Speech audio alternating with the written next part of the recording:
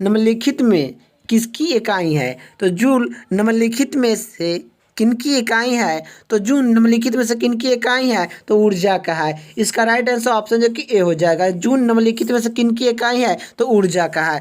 अगला प्रश्न की ओर चलते हैं। अगला प्रश्न क्या पूछ रहा है कि डेसिबल किसके मापने के लिए प्रयोग में लाया जाता है? तो यह डेसिबल मापने के लिए किसके प्रयोग में लाया जाता है? तो यह किसके लाया जाता है? तो यह जो कि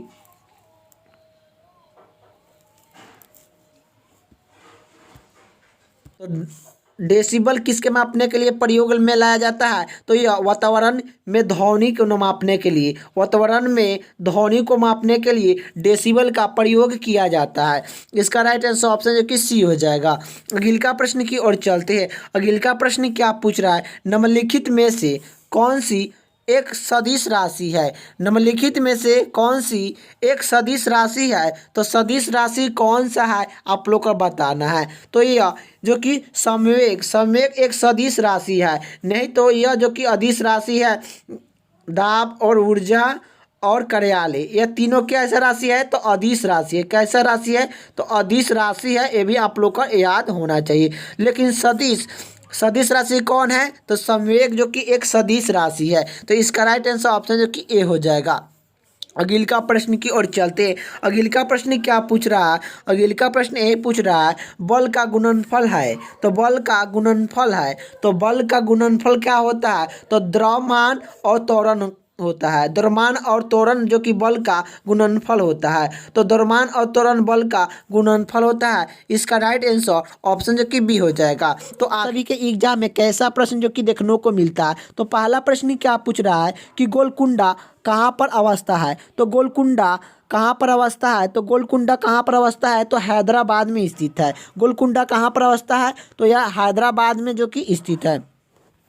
इसका राइट आंसर ऑप्शन जो कि ए हो जाएगा। अगला प्रश्न क्या पूछ रहा है कि पानीपत की दूसरा लड़ाई निम्नलिखित में से किसके बीच में हुई थी? तो पानीपत का दूसरा लड़ाई निम्नलिखित में से किसके बीच में हुई थी? तो और यह किसके बीच में हुई थी? अकबर और हेमू के बीच में हुई थी। तो पानीपत का दूसरा लड़ाई अकबर और हेमू के बीच में पानीपत का दूसरा लड़ाई जो कि हुआ था। कब हुआ था पानीपत का दूसरा लड़ाई? तो यह जो कि 1556 ईस्वी में पानीपत का दूसरा लड़ाई हुआ था। ये भी आप लोग को याद होना चाहिए।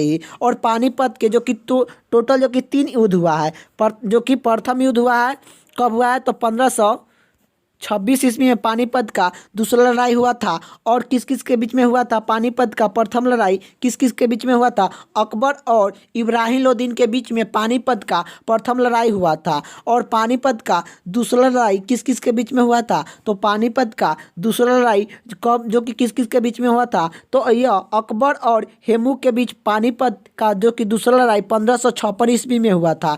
यही बात करें कि पानीपत का जो कि तीसरा युद्ध किस किस के कब हुआ था? तो पानीपत का तीसरा लड़ाई की बात करें कि पानीपत का जो कि तीसरा लड़ाई कब हुआ था? तो यह जो कि 1761 ईस्वी में पानीपत का तीसरा लड़ाई हुआ था। यही पानीपत के 3 युद्ध हुआ है। आप लोग को याद होना चाहिए किस किस के बीच में हुआ है। तो यह पानीपत का प्रथम लड़ाई अकबर और इब्राहिम लोदीन के बीच में पानीपत का प्रथम लड़ाई 1526 ईस्वी में हुआ है। और पानीपत का जो कि दूसरा लड़ाई जो कि अकबर और हेमू के बीच में जो कि कब हुआ है? तो 1556 ईस्वी में हुआ है। पानीपत का तीसरा लड़ाई कब हुआ है? तो यह 1761 ईस्वी में हुआ है। ये भी आप लोग को याद होना चाहिए। तो इसका राइट आंसर ऑप्शन जो कि बी हो जाएगा। अकबर और हेमू के बीच में पानीपत का दूसरा लड़ाई हुआ है।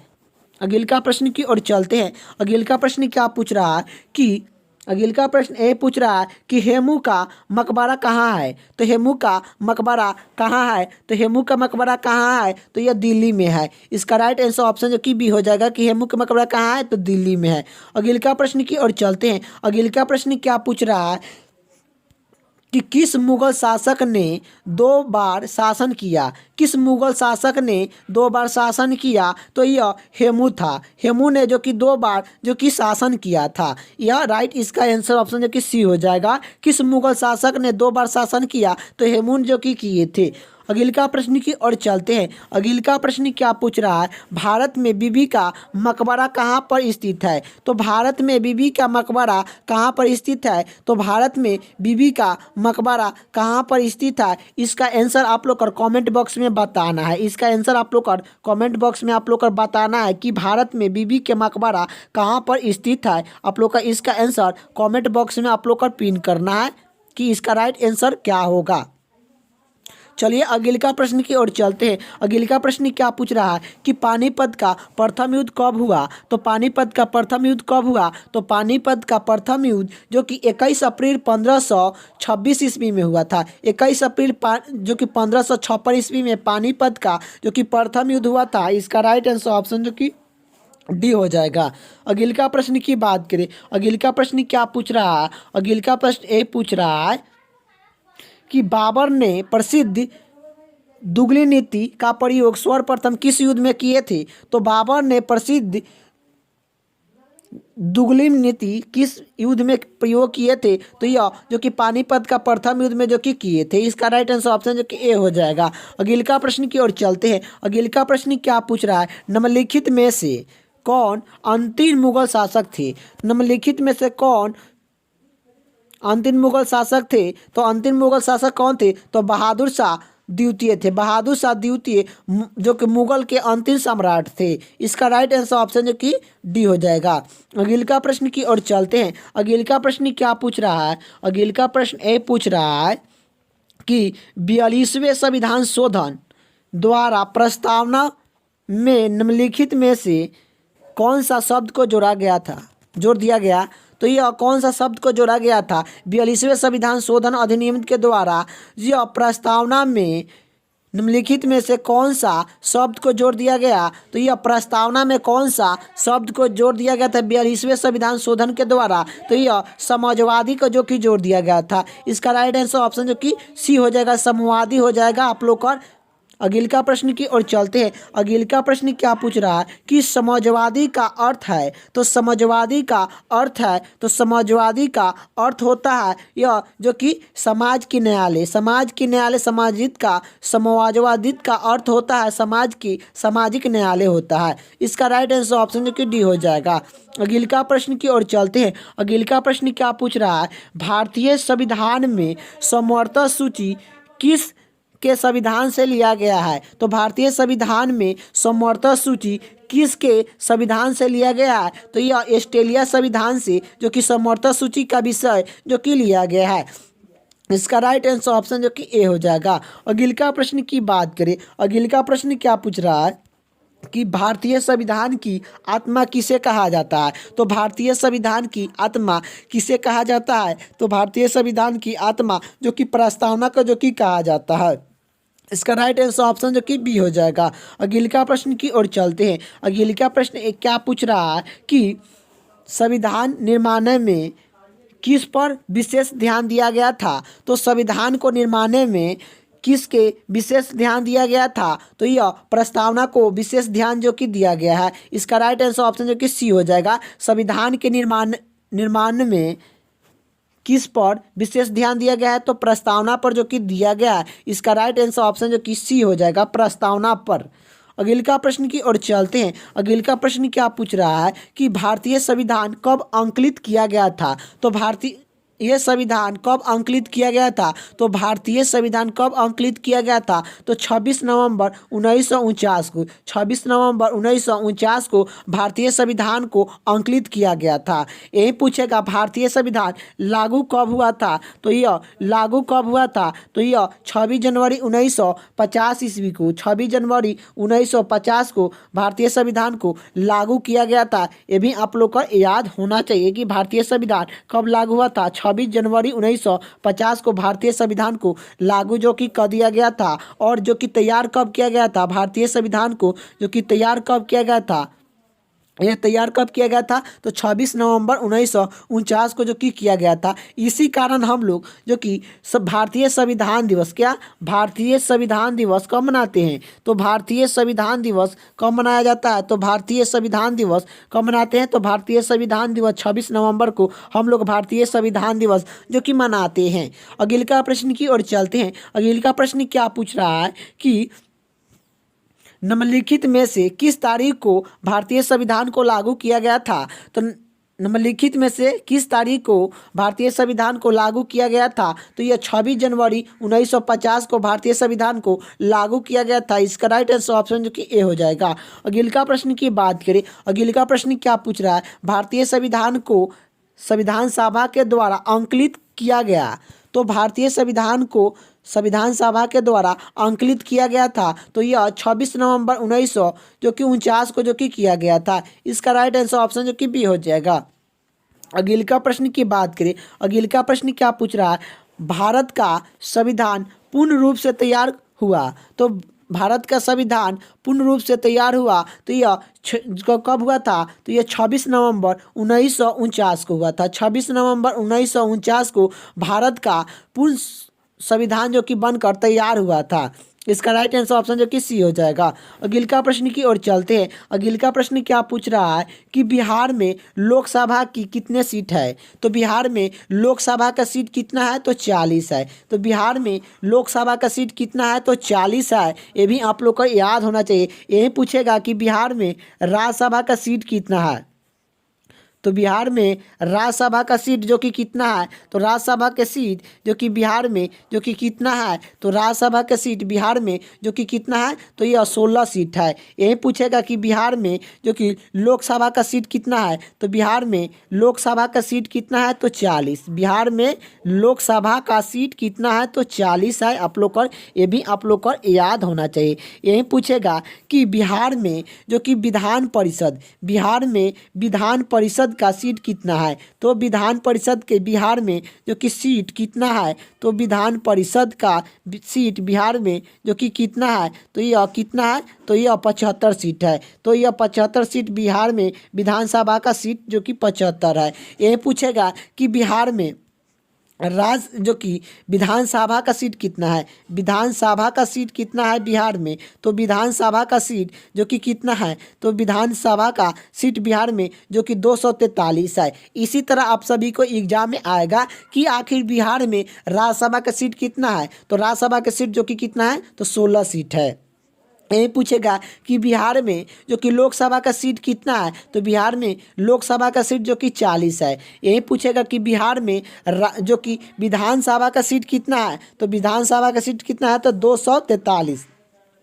यही पूछेगा कि बिहार में विधान परिषद का सीट कितना है? तो यह 75 सीट है। बिहार में विधान परिषद का सीट कितना है? तो 75 सीट है। विधानसभा का 243 है। लोकसभा का सीट कितना है? तो 40 है। राज्यसभा की सीट जो कि कितना है बिहार में?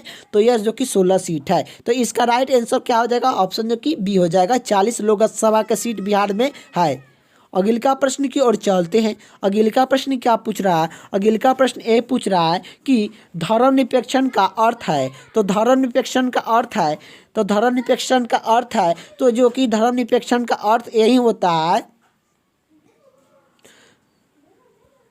तो इसका आंसर आप लोग का कमेंट बॉक्स में बताना है। इसका राइट आंसर क्या होगा? इसका आंसर आप लोग का कमेंट बॉक्स में बताना है कि इसका राइट आंसर आप लोग का क्या होगा।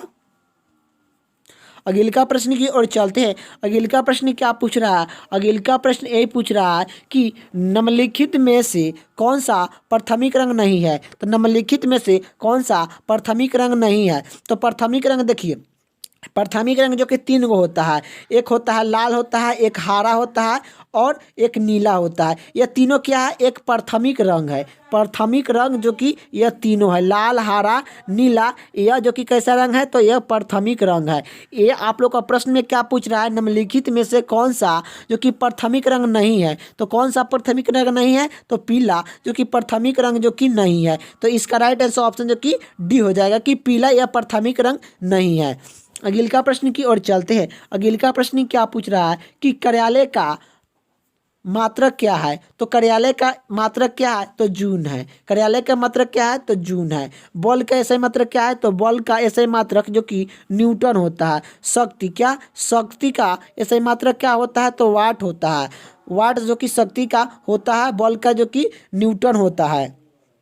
यही बात करें डाइन किसका होता है? डाइन बल का जो कि एसआई सीएनजी मात्रक होता है। सीएनजी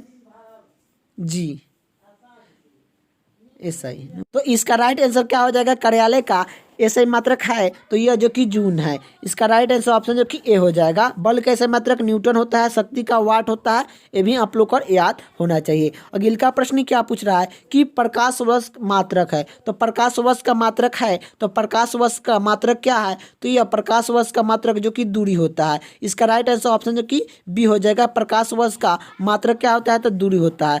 अगले का प्रश्न क्या पूछ रहा है? अगले का प्रश्न ए पूछ रहा है कि एक यांत्रिक यंत्र को आंतरिक में आकाश कैसा दिखाई देता है? एक यांत्रिक यंत्र को यांत्रिक में आकाश कैसा दिखाई देता है? तो यह काला दिखाई देता है। इसका राइट आंसर ऑप्शन जो कि बी हो जाएगा।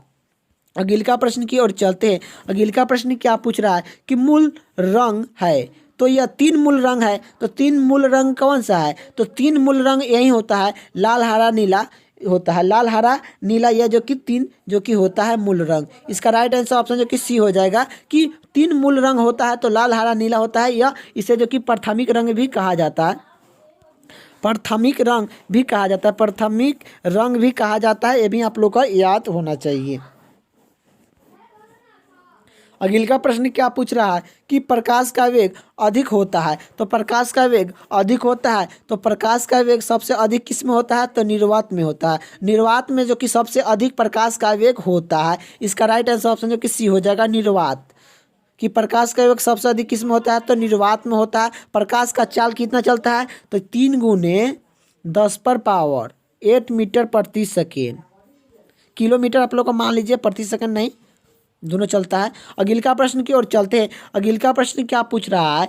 अगले का प्रश्न यही पूछ रहा है कि लाल कांच को अधिक तापमान पर गर्म करने पर वह कैसा दिखाई देता कैसा दिखाई देगा?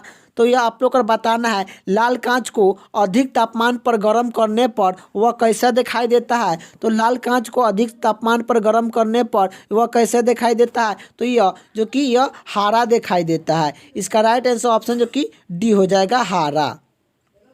अगले का प्रश्न की ओर चलते हैं। अगले का प्रश्न क्या पूछ रहा है कि एक उत्तल लेंस को जब पानी में डुबा दिया जाता है तो उसका क्षमता है। तो एक उत्तल लेंस को जब पानी में डुबा दिया जाता है तो उसका क्षमता होता है तो यह घट जाता है। जब एक उत्तल लेंस को पानी में जब डुबा देते हैं तो उसका क्षमता जो कि घट जाता है। इसका राइट आंसर ऑप्शन जो कि ए हो जाएगा। अगले का प्रश्न की बात करें। अगले का प्रश्न क्या पूछ रहा है कि न्यूटन के प्रथम नियम को क्या भी कहते हैं? तो न्यूटन के पहला नियम को भी कहते हैं। तो न्यूटन का पहला नियम जड़त्व का नियम कहा जाता है। तो न्यूटन का प्रथम नियम को क्या कहते हैं? तो जड़त्व का नियम कहते हैं। इसका राइट आंसर ऑप्शन जो कि बी हो जाएगा। अगले का प्रश्न की बात करें। अगले का प्रश्न क्या पूछ रहा है कि पास्कल इकाई है। तो पास्कल किसकी इकाई है? तो पास्कल जो कि दूरी की इकाई है। तो पास्कल किसकी इकाई है? तो दूरी की इकाई है। क्या पूछ रहा है? दिल्ली के लाल किला का निर्माण किसने करवाया था? तो दिल्ली के लाल किला का निर्माण किसने करवाया था? तो दिल्ली के लाल किला का निर्माण जो कि किसने कराया था? तो यह शाहजहां ने जो कि करवाए थे। इसका राइट आंसर ऑप्शन जो कि डी हो जाएगा कि दिल्ली के लाल किला के निर्माण किसने कराया था? तो शाहजहां ने जो कि करवाए थे। अगले का प्रश्न की ओर चलते हैं। अगले का प्रश्न क्या पूछ रहा है? तो ये वर्ष 1526 ईस्वी में लड़ा गया पानीपत की पहला लड़ाई में बाबर ने किसे पराजित किया था? तो यह बाबर ने किसे जो कि पराजित किया था पानीपत के प्रथम लड़ाई में? तो यह किसे पराजित किए थे? तो इब्राहिम लोदीन को जो कि पराजित किए थे। इसका राइट आंसर ऑप्शन जो कि डी हो जाएगा। यही बात करें कि पानीपत का जो कि प्रथम लड़ाई कब हुआ? तो पानीपत का प्रथम लड़ाई 1526 ईस्वी में पानीपत का प्रथम लड़ाई हुआ था। पानीपत का दूसरा लड़ाई कब हुआ था? 1556 ईस्वी में हुआ था। पानीपत का जो कि तीसरा लड़ाई कब हुआ था? पूछेगा तो पानीपत का जो कि तीसरा लड़ाई की बात करें कि कब हुआ था, तो पानीपत का तीसरा लड़ाई 1761 ईस्वी में पानीपत का तीसरा लड़ाई हुआ था। पानीपत के जो कि 3 युद्ध हुआ है, ये भी आप लोग को याद होना चाहिए कि पानीपत का टोटल जो कि 3 युद्ध हुआ है। तो यह आप लोग का प्रश्न में क्या पूछ रहा है कि वर्ष 1526 ईस्वी में लड़ा गया पानीपत की पहला लड़ाई में बाबर ने किसे पराजित किया था, तो इब्राहिम लोदी को पराजित किए थे। इसका राइट आंसर ऑप्शन जो कि डी हो जाएगा। अगले का प्रश्न की ओर चलते हैं। अगले का प्रश्न क्या पूछ रहा है, अगले का प्रश्न ये पूछ रहा है कि शेरशाह सूर्या का मकबरा कहाँ पर स्थित है। तो शेरशाह सूर्या का मकबरा कहाँ पर स्थित है, तो शेरशाह सूर्या की मकबरा कहाँ पर स्थित है, तो यह सारनाथ में स्थित है। तो शेरशाह सूर्या का मकबरा कहाँ पर स्थित है, तो सारनाथ में जो कि स्थित है, सॉरी सासाराम में स्थित है। शेरशाह सूर्या का मकान कहाँ पर स्थित है, सासाराम आप लोग का स्थित है, सासाराम में जो कि स्थित है शेरशाह सूर्या का मकान। इसका राइट आंसर ऑप्शन जो कि डी हो जाएगा आप लोग का। अगले का प्रश्न की ओर चलते हैं। अगले का प्रश्न क्या पूछ रहा है, वर्ष 1498 ईस्वी में वास्को डी गामा भारत में कहाँ उतरा था। तो यह वर्ष 1498 ईस्वी में वास्को डी गामा कहाँ भारत में कहाँ उतरा था, तो यह कालीकट में उतरा था। तो 1498 ईस्वी में वास्को डी गामा भारत में कहाँ पर उतरा था, तो यह कालीकट में जो कि उतरा था। इसका राइट आंसर ऑप्शन जो कि बी हो जाएगा।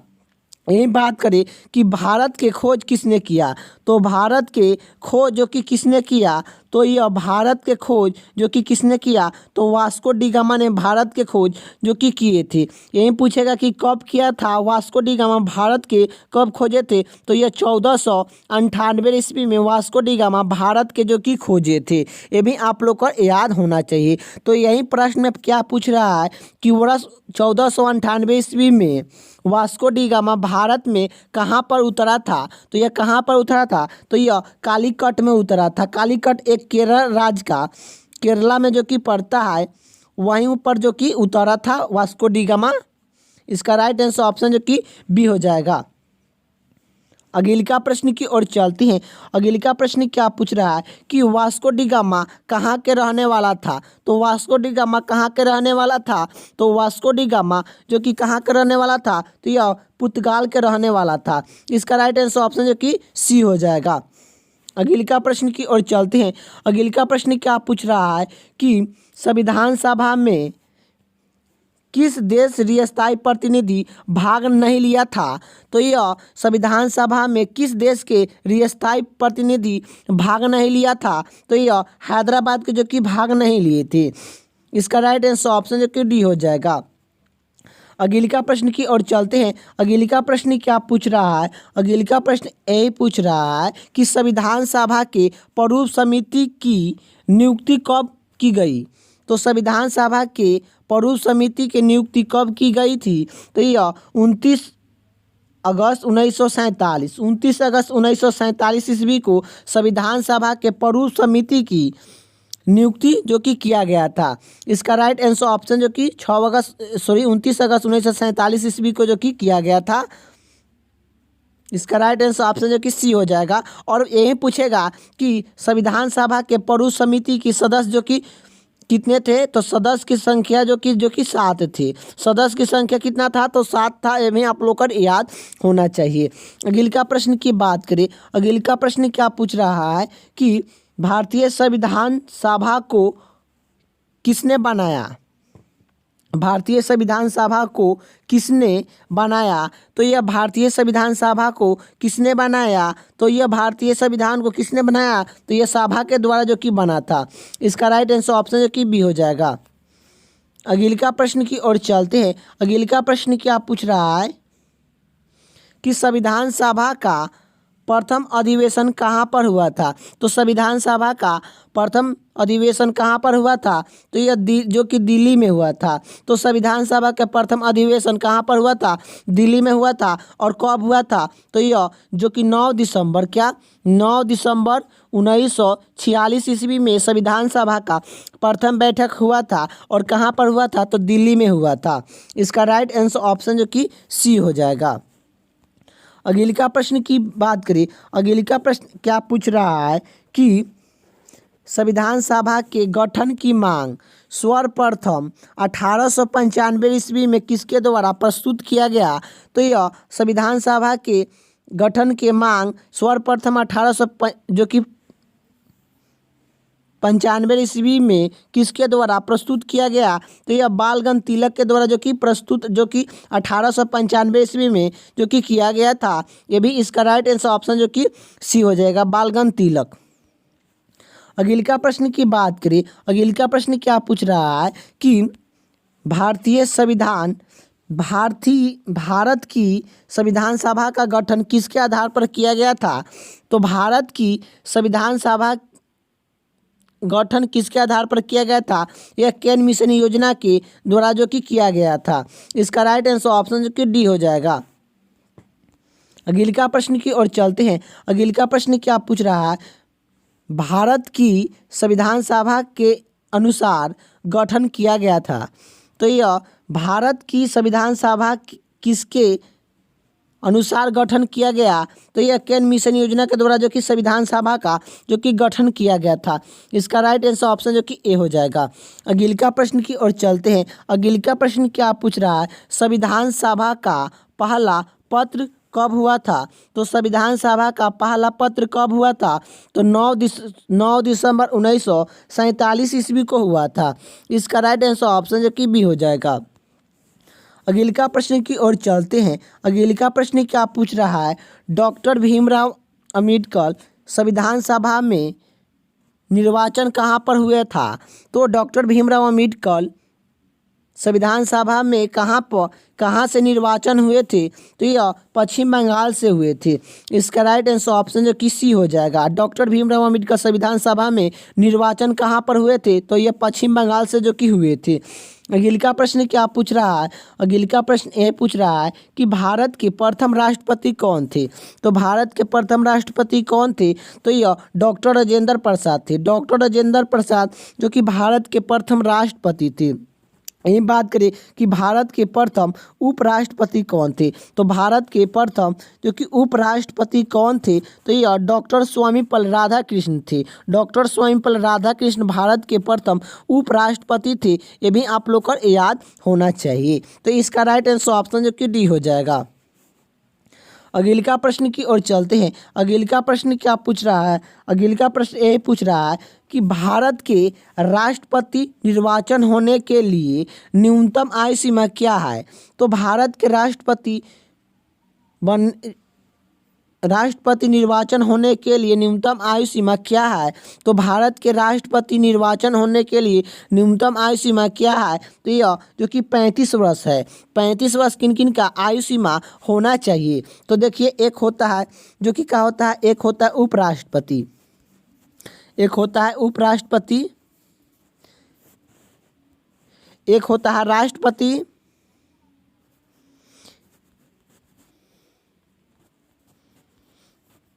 एक होता है जो कि राज्यपाल होता है। तो यह तीनों का जो कि न्यूनतम आयु सीमा जो कि 35 वर्ष जो कि होना चाहिए। कौन कौन के उपराष्ट्रपति बनने के लिए न्यूनतम आयु सीमा जो कि 35 वर्ष जो कि होना चाहिए। राष्ट्रपति बनने के लिए न्यूनतम आयु सीमा जो कि 35 वर्ष जो कि होना चाहिए। राज्यपाल बनने के लिए न्यूनतम आयु सीमा 35 वर्ष जो कि आप लोग का होना चाहिए। यही बात करें कि 30 वर्ष किन किन का होना चाहिए। तो एक होता है जिला परिषद, क्या जिला परिषद, जिला परिषद,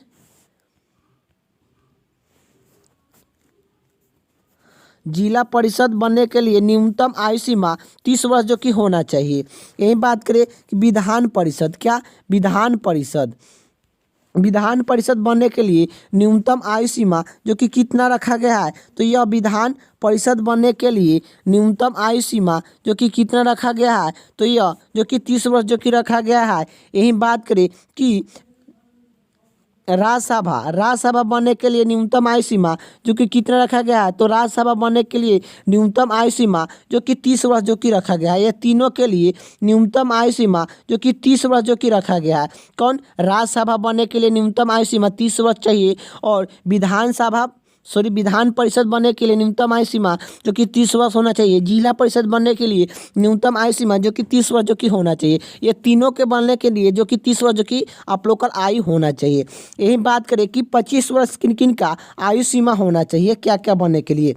तो एक होता है पहले मुख्यमंत्री, क्या मुख्यमंत्री होता है पहला जो कि मुख्यमंत्री बनने के लिए न्यूनतम आयु सीमा जो कि आप लोग का 25 वर्ष होना चाहिए। एक होता है राज्यसभा, सॉरी लोकसभा होता है, एक होता है लोकसभा। लोकसभा बनने के लिए न्यूनतम आयु सीमा जो कि यह जो कि 25 वर्ष जो कि होना चाहिए। एक होता है आप लोग का जो कि प्रधानमंत्री, प्रधानमंत्री बनने के लिए न्यूनतम आयु सीमा जो कि कितना होना चाहिए। तो प्रधानमंत्री बनने के लिए न्यूनतम आयु सीमा 25 वर्ष जो कि होना चाहिए। और आप लोग का एक होता है विधान परिषद, क्या विधान परिषद नहीं विधानसभा,